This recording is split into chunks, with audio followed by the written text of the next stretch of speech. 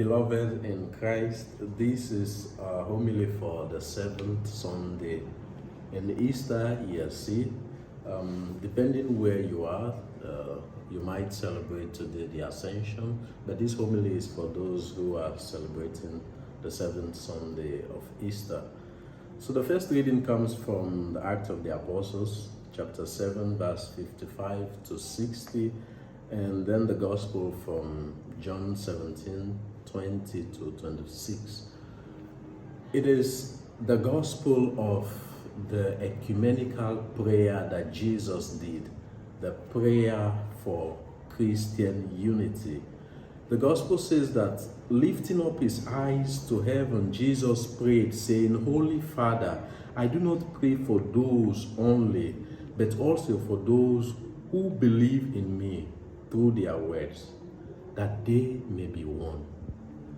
My dear brothers and sisters, this is one of the most beautiful gospel that could bring us together. This is one of the gospel that when we think about our disunity, when we think about our self-interest, when we think about our own ego as Christians, as individuals, then we're supposed to know that Jesus prayed for us.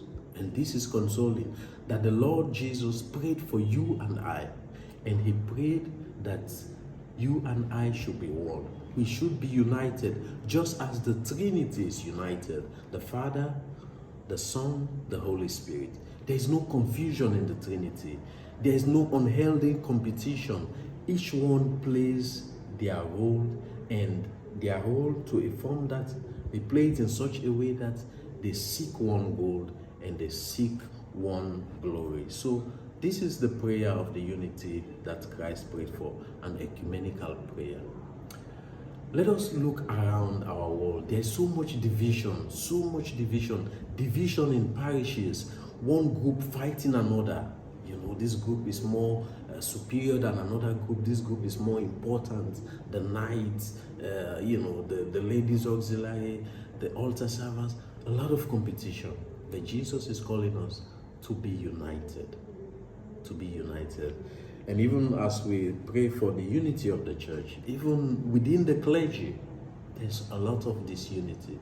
There's a lot of power struggling. There's a lot of self-importance placed in an individual or a group of persons. We talk about, for instance, in the church, we talk about traditionalists, we talk about progressive, we talk about, conservative, we talk about liberals. Where are all this coming from? Christ did not pray for this. Christ prayed that we go out and proclaim the gospel, and the gospel should bring us together, We know the divisions that happen, the schism that happened between the West and the East, And then, of course, now Orthodox and us, and Latin, and all these kind of divisions. Jesus is praying today. Let his prayer not be in vain, but let his prayer unite us. And that is why the first reading, we see the first reading is the beautiful story of Stephen that was stoned to death. This was as a result of a disunity among Judaism, or among those who felt that Christianity should not grow. And they stoned Stephen and they put him to death. And what was the reaction of Stephen? Just like our Lord, he prayed for them. He prayed that the Lord may forgive them. So my prayer for you and I today is that the Lord may help us to be united in hearts, in mind, and in the mission.